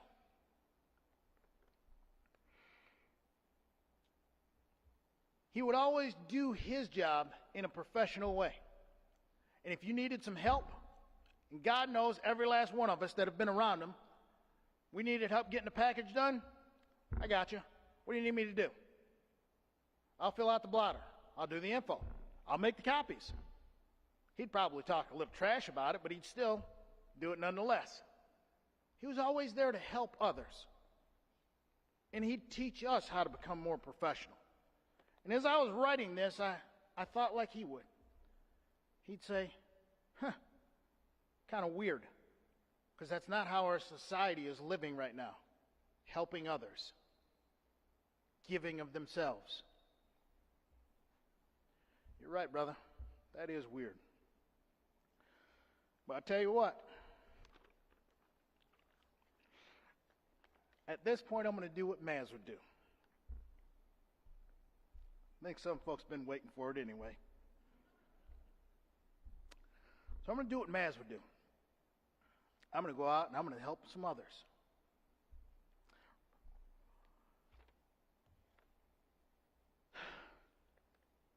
How you can help us? Well, here you go. For anybody who's asking how they can help us, I don't have a lot of time to repeat this one, so try to pay attention to it and stick with me. First and foremost, everyone here in this building is a person. Everyone in this building is a citizen of this country. If you're a citizen in New York State, we're citizens first. There's been an awful lot of reports put out, an awful lot of opinions. There's been some executive orders made regarding our recent gun violence epidemic. And it seems that our elected officials, they want to actually protect us, the people, the citizens. But oddly, they don't know how. Well, here's my inner Maz. I got 2 books here.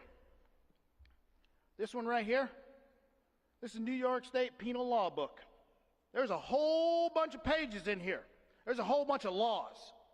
It gets revised almost weekly. There's extra orders put into it. Geniuses really continue to come up with this. It's an imperfect book. This one right here is called the Holy Bible. Now, I'm not here to take you to church. I'm here to prove a point. Now, it doesn't make a difference if this one was produced in 1972, 2002, or 2022. There's no revisions, brothers and sisters. There ain't. It's the closest thing to perfection that we got. So, Mr. and Mrs. Politician, go ahead.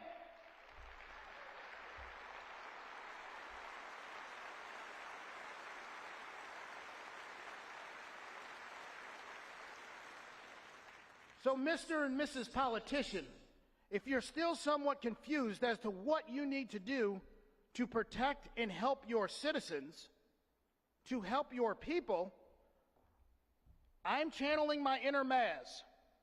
You can read either one of these. I really don't care. The answer is in both of them. But please at least read one of them, because I'm getting tired of coming here and doing this.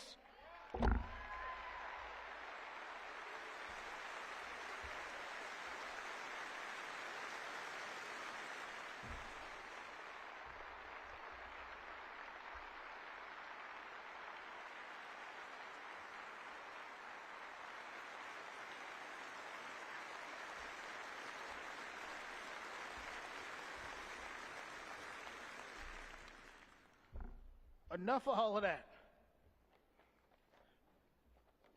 Thanks for helping me channel yourself, buddy. But now let's get back to my brother Maz, because really, that's what it's all about.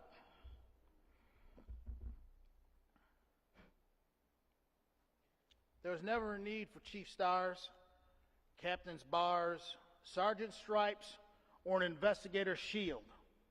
He was all of those things wrapped up into one quick-witted, sharp-tongued, comical little package, although the package got a little bit bigger as the time went on. But he was all of that. I sat right beside this man, and I watched him do it countless other times as we would dig through dozens of reports to find the fine details that others had somehow missed. I watched him put together operational plans, assign other officers tasks, sit back and watch it unfold like a proud dad. He didn't really like to be on the administrative side of things, but he could still do it. He could sit back, watch the board, listen to the radio, and just let it unfold, just as he had planned. Now, he would interject if he felt that something was going wrong, and he would do that from time to time, as only he could. But he did all of these things so very well.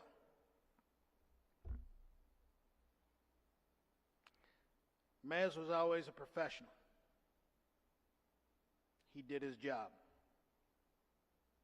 He did his job. Since 1993, Maz and I, we shared every aspect of our lives together. I told my wife, I told my father, I told my mother, my grandparents when they were alive, that Maz and I were the two closest human beings on this entire planet.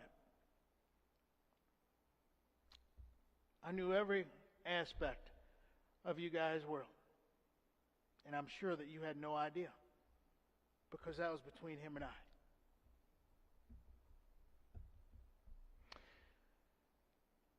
I watched him become a husband. I watched him become a dad.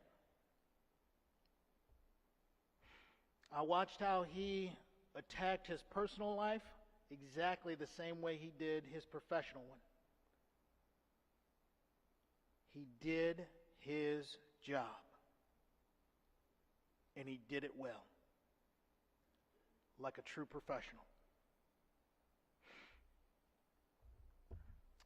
A little later on in life, I lost my grandparents. And Tony, Lynn, and the kids, y'all actually helped me to get through that part of my life. As Bradley so eloquently put it earlier, Tony finally reminded me to get together. And I did. And I never did get a chance to really thank him for it, but I'll always be forever grateful.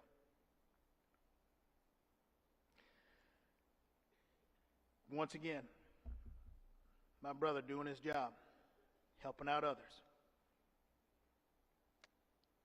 So finally, I actually got married. My lovely wife, Mary, is here with me, and we started to have kids. And God knows I had no idea what I was doing. But Tony had seemed to figure it out. So I began to listen to him. And I began to try to emulate him and become a professional husband and a professional dad. All of you probably think that that's an easy task, but I have 4 really unprofessional children. So that's a lot of work for me. But I tried really hard. Now, I know my kids and my wife, they might not necessarily think that I've been doing a good job, but I have been really reflecting on the conversations that Tony and I had about me doing that job as a husband and a dad, so I'm going to get back to it a lot better. But the point of the story here is that was, once again, Tony doing his job. A few pages ago, because I only wrote 4 of these. I didn't want to keep us too long. But at the beginning, I asked the question, why are we here? Well, by now it should be pretty clear. I've dissected it. We've reached in there and we pulled away all of the trash. We just got right down to that one component. We're here because the man did his job. He did his job. Didn't question anything. He did his job. And that's why we're here.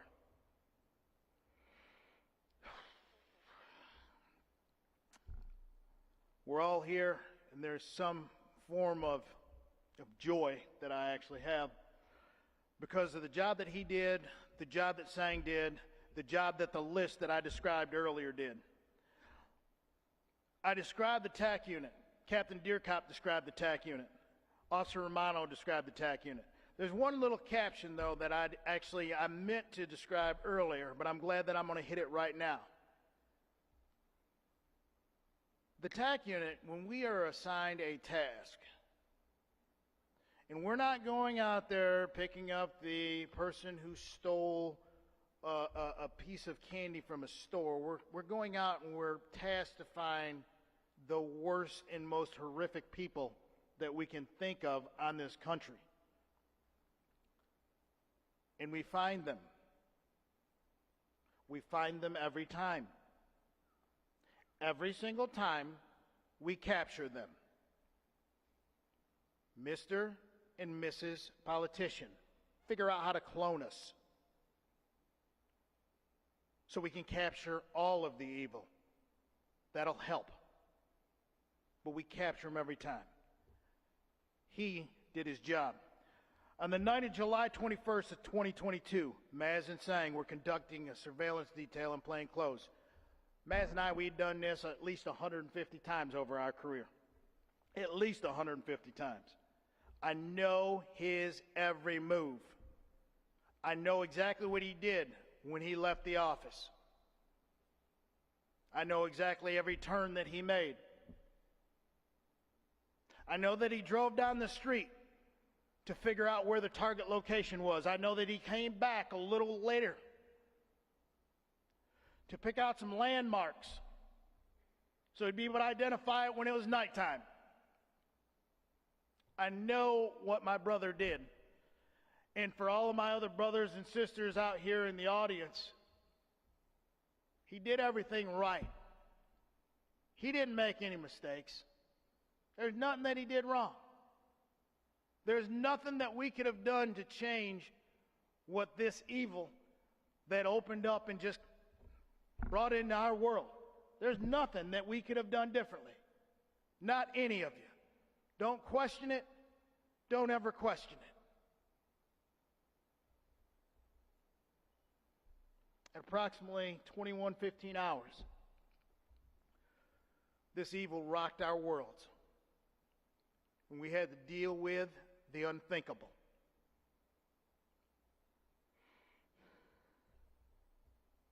But you know what, though?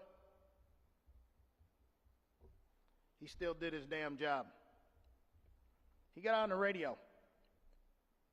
Yeah, my brother was hurting. But he got on the radio. And he directed the troops to come on in and help him, Officer Sang.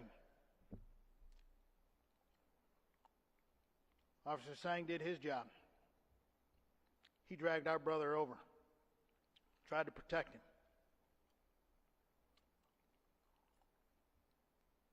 And then, my brother and the list,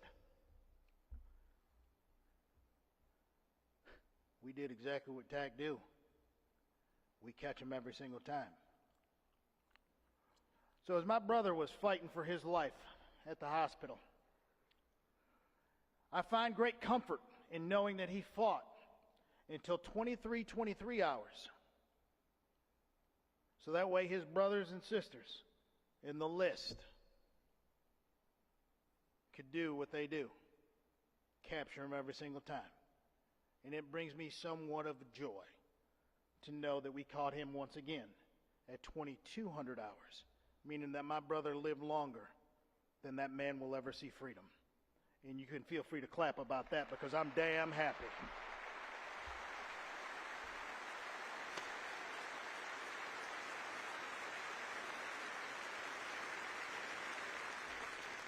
I'm just about done, and I really would be wrapping this up really, really quick. But on Saturday, I had an opportunity to go to Mass with the family. And the bishop, he blessed us with his presence, and there was something that he said in closing. And I found it to be fitting. And I can promise you that Mass does not want and never would have asked for any of this. But I found this to be fitting when I started to think about it, how the bishop described it. This is not a normal service. This is not a normal situation. You've had 10 people, 11 people come up here and talk about Tony. He's not a normal person. Adam, your son Henry was right. He is a superhero. He's a superhero. Because he deserves all of this. He deserves to be remembered forever.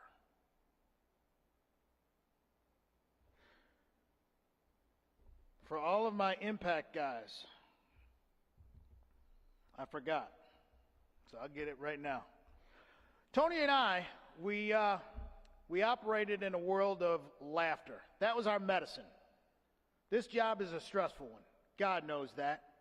So we would just walk around the office and we would say stupid things, or we'd come up with silly jokes in order to try to make y'all laugh. Take your mind off of the seriousness that we have to face. If that didn't work, well, we had this neat little way of treating one of our most deserving citizens to a quality drink of water from time to time. And how we handled that just like true professionals. We had a lot of fun. Those are the things that I'm going to hold on the most. I'm not going to worry too much about what I'm going to do tomorrow. We've been together for 29 years. If I just start reflecting on those years, that should last me the rest of my life. So in closing, I leave you with a question followed up by a scripture. We're here clearly because he did his job. So my question to each and every last one of you, regardless of your profession, and think of it more in terms of just your job, because I've just gotten done telling you he was a professional father, a professional husband. But my question to you all is, how well are you doing your job? Not in one aspect, but in every aspect. How well are you doing your job? Answer to yourselves, not to me. He never needed anybody's applause. He never did. That's my question to you. I close in the book of 2 Timothy, the 4th chapter, verses 4 through 7.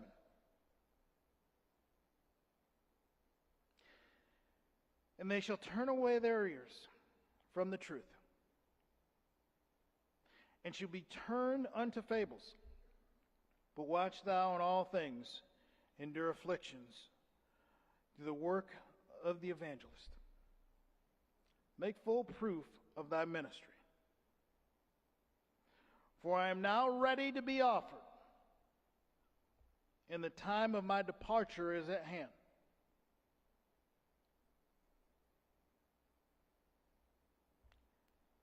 I have fought the good fight.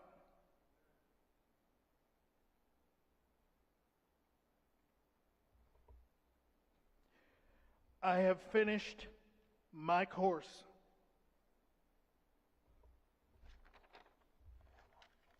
I have kept the faith. God bless you all.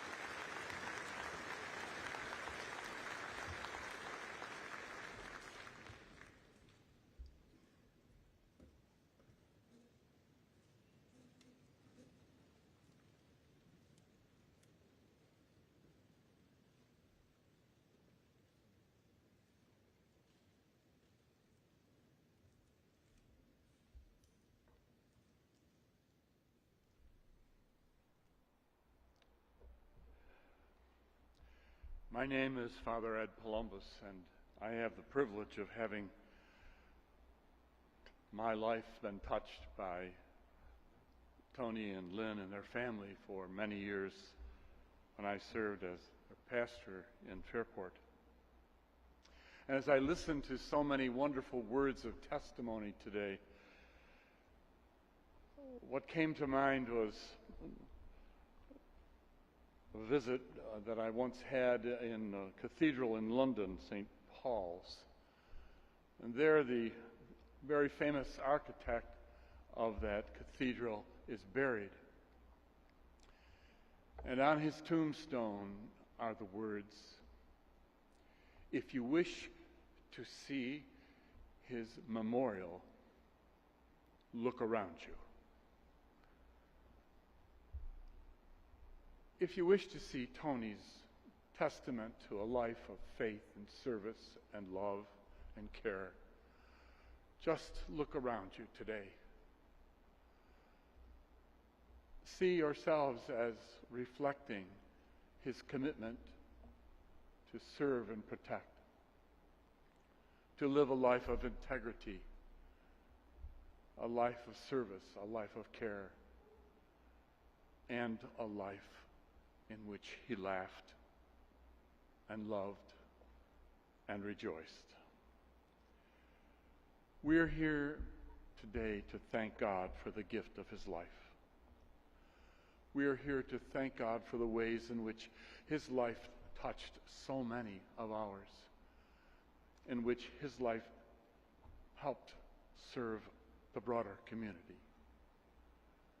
And if we wish to keep his memory alive in our hearts, let it show in our actions, the way we live and love and care for one another and for the community in which God has placed us. So let us pray.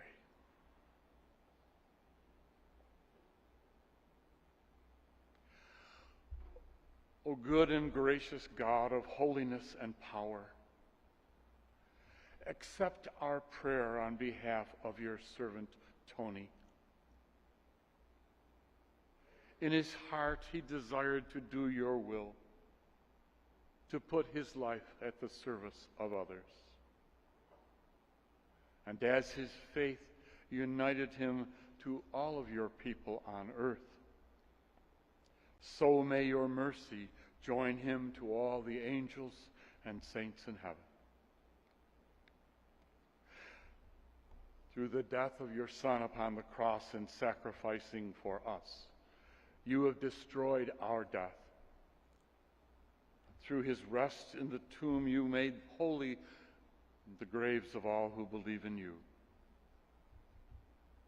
And through his rising again, you have restored us all to eternal life. For you are God of the living and the dead. Accept our prayers, O Lord, for all those who have died.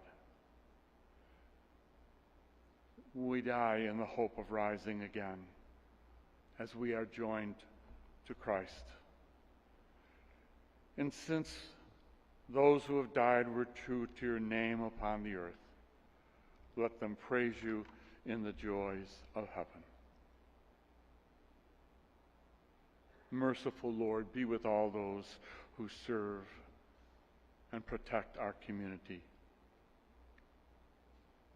May we always remember the work we do is an extension of your goodness and care. And as you know the anguish of those who are filled with sorrow and are attentive to the prayers of the humble, hear your people this day who cry out to you in need. Strengthen our hope in your lasting goodness and in the triumph of good over evil. And Lord, grant eternal rest to Tony, and may the perpetual light shine upon him. May he rest in peace, and may his soul and all the souls of the faithful departed, through the mercy of God, rest in peace. And may that peace of the Lord bless us, console us, and gently wipe away every tear from our eyes. And we make this prayer with confidence in your great love for us. Amen.